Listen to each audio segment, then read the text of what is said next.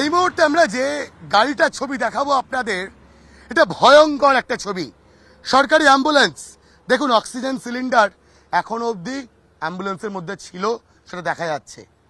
এখানে বেড ছিল, রুগী নিয়ে যাচ্ছিল কি যাচ্ছিল না অ্যাম্বুলেন্সটা আমরা এখনো জানি না, কিন্তু এই অ্যাম্বুলেন্সটাকেও ভেঙে চুরে জ্বালিয়ে পুড়িয়ে দেওয়া হয়েছে।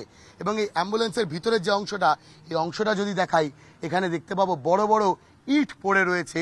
এই ইট দিয়ে প্রথমে অ্যাম্বুলেন্সটা ভাঙা হয়, পরে এই অ্যাম্বুলেন্সটাকে জ্বালিয়ে দেওয়া হয়, আর সেটাও হয়েছে এই মুর্শিদাবাদ জেলাতে।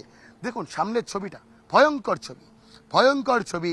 এখানে এখনো অবধি বোঝা যাচ্ছে যে কল 102, যেটা অ্যাম্বুলেন্স, সরকারি অ্যাম্বুলেন্স পাওয়ার জন্য যে টোল ফ্রি নাম্বার, সেই টোল ফ্রি নাম্বার এখানে এখনো লেখা বোঝা যাচ্ছে। বিনামূল্যে সরকারি পরিষেবা দেওয়ার জন্য, মুমূর্ষু রোগীকে চিকিৎসা পরিষেবা দেওয়ার জন্য এই অ্যাম্বুলেন্স ব্যবহার হয়। এই অ্যাম্বুলেন্সটা থাকলে একাধিক মুমূর্ষুর প্রাণ বেঁচে যেত। ভিডিও জার্নালিস্ট মেহরাজ আলীর সঙ্গে ভাস্কর বসু, রিপাবলিক বাংলা, মুর্শিদাবাদ।